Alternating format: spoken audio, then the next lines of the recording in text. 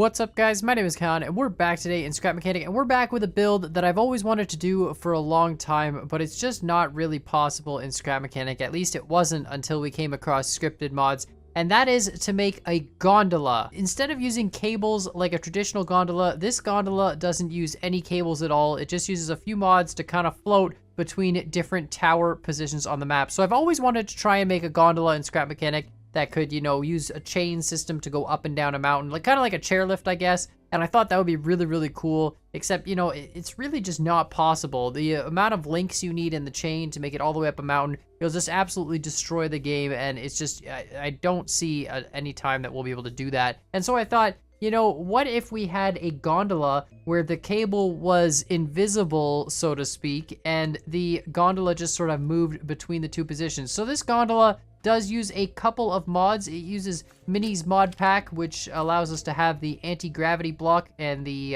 infinite stabilizer block. So this creation has almost zero gravity. It falls ever so slightly, but it's really well calibrated. And then finally, it uses the Intelligentsia mod to steer us towards the next tower. So before we go and explain really how this works in detail, we're just gonna ride it through the course. So it does loop us all the way back here. It should bring us back around. That switch there, that green switch in the front, indicates the forward direction. So you wanna make sure it always moves towards the closest tower. And when it gets close to that tower, the tower will shut off. And that makes sure that, it doesn't keep going towards the same tower, and it'll go towards the next tower and so on and so forth. Now the towers will shut off for 2 minutes and then they'll turn back on, but it's long enough to make sure that the gondola has gone past it and is on to the next path. So it's kind of like like a theme park ride almost. But anyways, we're gonna just get in this seat, which is linked to that switch.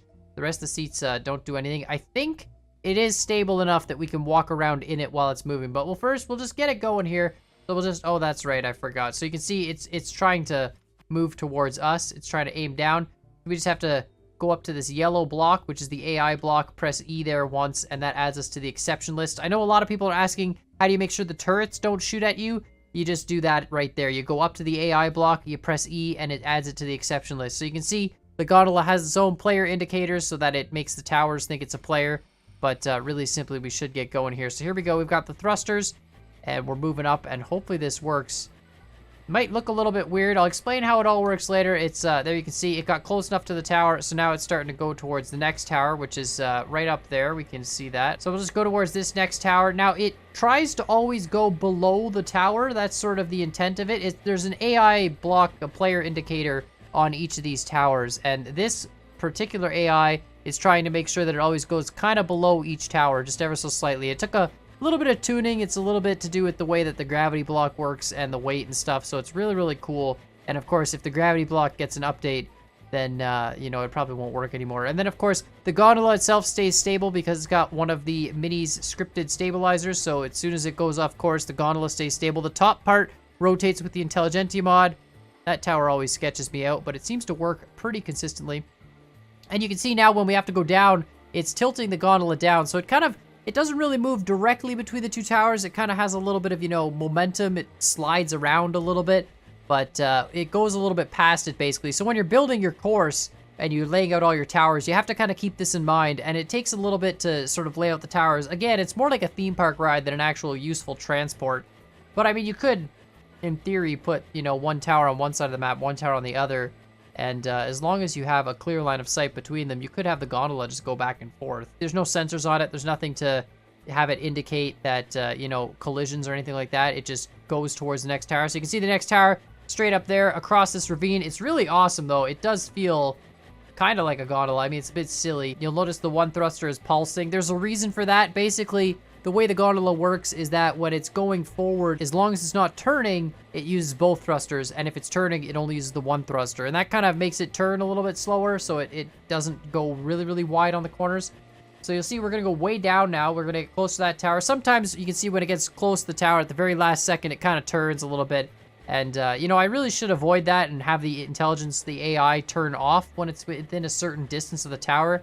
But really, the only way to turn the AI off is by hitting the switch. Otherwise, it's just always on. So that's kind of why when it gets close to tower, sometimes it does that last-minute rotation, but really not a big deal. This is possibly, though, my favorite tower. Look at this. It just loops under that one, and now we're going to come super close to the ground. but we're not going to hit the ground. It's very, very bad if you hit anything with this gondola. Look at this. Look at how close this is. This is insane. You couldn't even walk under that. But if you hit anything with the gondola, it's really, really bad. Mini's stabilizer block is very, very powerful. And it's, for this particular build, it's set to be the ultimate power mode. And yeah, it's so powerful. If you hit the ground, it will send you to oblivion. This is cool too. We drift through these trees. Again, you definitely have to lay out the course. We're going to try doing the whole course again at the end of this video. And when we do it, we're going to try and do the whole course, but actually stand inside of it. So we're not going to sit in the seat. For this one, I like sitting in the seat because if, you know, everything starts freaking out, you can just hit the one key, shut the whole thing off. And generally speaking, it's usually okay. I mean, you always want to have a backup of your world before you play around with this because it's definitely able to break your world. If the stabilizer block does weird stuff, it'll do like that UFO did in the stream, and it'll just go completely off into oblivion at 1 billion miles an hour. You can make a backup of your world. Definitely do that. And then, you know, once you've laid out the towers, because it does take a fair amount of time, again, to configure it to make sure it does its thing. You can see we're coming up to this tower. I love this tower, too. This one's cool. Kind of dips up there. Now it goes down. And you can see, too, when we have to go down, it actually angles the thrusters upwards slightly, or I guess upwards is the way you'd call it, so that it pushes the nose down even more. The whole thing is calibrated so that the thrusters are aimed up ever so slightly, so that when it's aiming at a target, it actually always will go slightly below that target. That's just the way the weight works. And when you're going from above, I needed to make sure that it actually would come down fast enough to get down to the tower. So it actually tilts the whole thruster up when it tilts the whole top piece down. And that basically indicates, you know, which way it's going. You can see here, we're coming up to the final checkpoint, and then it'll loop back around. I don't think it can do a full loop, though. Pretty sure we have to stop it here, but we're gonna try it. We'll see what happens here, but I think it's gonna crash. So we'll get up to this tower here. Hopefully it makes it to that height. Yeah, it'll tilt up last second. Close enough. It uses one of those near field proximity sensors, and then it'll go down to this tower. But see, I think this angle here, you know what, maybe we can lower that tower there and it'll work, but I think this is gonna come down too hard. It's gonna hit the ground, and you'll see what I mean with Mini's mod pack exploding. But we'll turn it off before it really explodes, but we'll see here. So it comes down. It's gonna sense this one. Oh, it kind of hits that one. Oh, okay. You know what? See there, you can see it. We hit that tower. So each tower has a circuit board on it, and I'll upload that circuit board with the gondola to the workshop. But really simply, that circuit board is this right here, and this is sort of where all the magic happens. The gondola itself is really quite stupid. If you had targets on the ground or something, it would just try and drive itself straight towards the targets. That's why we have to add ourselves to the exception list. Same with any other players that join in your world. You're all going to have to go up and click on this block to make sure you're all on its exception list so that it doesn't try and move towards you. But it's really, really stupid. So the magic kind of happens in these towers, and the towers have a player indicator here. So the gondola is going to try and move towards that.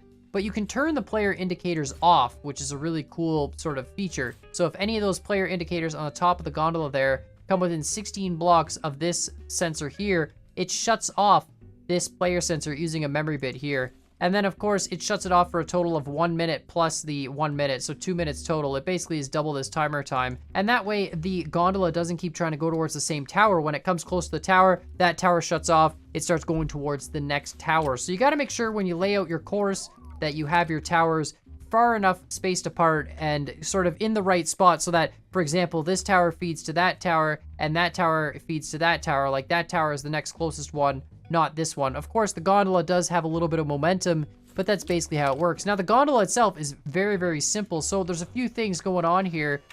First and foremost, we've got the Intelligentsia mod on the top here. A little trick that I saw Al Magma use, really cool stuff. And it basically means when you start to turn, the AI mod turns towards its target. And so the back and forth oversteering doesn't really happen as much. It kind of, you know, gets better on its target a little bit quicker. So pretty simple stuff there. We've got a stability block here. Now the stability block is only activated when this sensor, there's a sensor underneath there, but when the sensor is at least, I think, 1 block on the ground, off the ground, otherwise the stability block is not activated. And that just helps you when you're spotting it on the lift here, so it doesn't explode. And it basically, if you have the stability block active all the time when you spot it on the lift, it would sometimes just crash the game for no reason. We've got some electric engines, of course, which tilt the entire top piece, and that's how it controls the up and down movement. And then, of course, we've got 2 suspension glitches here on the left and right. And I believe these are blueprint edited controllers, so they move really, really, really fast. Make sure the suspension glitches act right away. And that is, of course, all hooked in to the AI mod here at the back. Then, of course, to get with the flight thing, hopefully we can do this here without breaking the game. Sometimes this is a really bad idea, but sometimes this breaks the game. Hopefully it doesn't here. So we'll just spawn it on the left there. You can see it floats down. So ever so slightly when it's off, it does naturally want to sink a little bit, which is good. If you turn off the switch and you fall out of the gondola, not a big deal. It'll eventually come back down to the ground. Just make sure the switch is off. But if the switch is on, then it turns on this back thruster, and this back thruster with the AI block is always aiming towards the target. It's at a slight little angle there, of course. When A and D are off, so the AI is not trying to turn, then it turns on the front thruster and gives you that full thrust speed. So sometimes you'll see that front thruster pulsing as it's making slight turning adjustments, but that way it kind of goes slower in the turns and it doesn't accidentally, you know, do something ridiculous. And then, of course, when it tilts down, those thrusters on this controller just get activated by this sensor up here. So really simply, when this tilts down far enough for the sensor to pick it up, just purely based on vision, then it tilts these thrusters up. So it says, you know what, if I'm tilted down far enough where I can pick up on this sensor, we got to have the thrusters help push us down. And that kind of calibration took a little bit of playing around to get, but it really made for some awesome results. We'll try and ride around the course here, but first we're going to adjust this pillar over there, and then we'll ride around the course. So we're going to try and just ride the whole thing inside the gondola and just stand up and, you know, just surf it. And we'll see if maybe this thing could do the full loop. We'll jump back into the seat for this because we did change that pillar, and I want to see if it can make it through the whole circuit. Of course, it can't really go backwards through the circuit, so that's really important if you are laying these out. You can't really, you know, you have to set it up for one direction, but here we go. We've got a new one. We're going to try it out, turn it on, and hopefully we get going here pretty soon. Up to speed. Perfect. Once we get past this first tower, we'll just, we'll jump out. We'll just ride it. All right, we're just going to ride it. Hopefully not fall out. We're just going to, you know, we'll sit maybe in the front. I don't want to fall through the back walls. Maybe we'll just sit here. Hopefully, can we stop? No, we're just, okay. We're going, is it, I don't know if that's screwing it up or not. So we're just going to sit in it while it goes and bounces like crazy. I think, you know, I don't even think it did. I think it's literally the same. This is so cool though. It's such a great view from up here. I mean, you get the, you know, you can see the stuff down below. You get to see the canyons. It looks like there's just a floating block. I really, really like it though. I mean, it's so cool to see just some of the things you can do with some of these mods here. Of course, I did respawn in this gondola, so there are no thruster particles. If you leave a creation on the map, apparently the thruster particles do appear. So thank you guys in the comments for letting me know of that. But if you spawn a new one, the thruster particles don't appear. So you have to spawn the creation, quit the map, reload the map, and then they'll start to appear on that creation that you spawned, but not any other creations that you spawn. So it's kind of weird. I don't know why it is. Let's see if we come really close to hitting the tree this time. I don't think we will. I'm pretty sure it's supposed to aim more right of the tree. It really does look like it's going to hit that tree, though. Like, we're going straight at that tree. They're not even, like, it's not even trying to miss. Okay, no, it's going to miss it.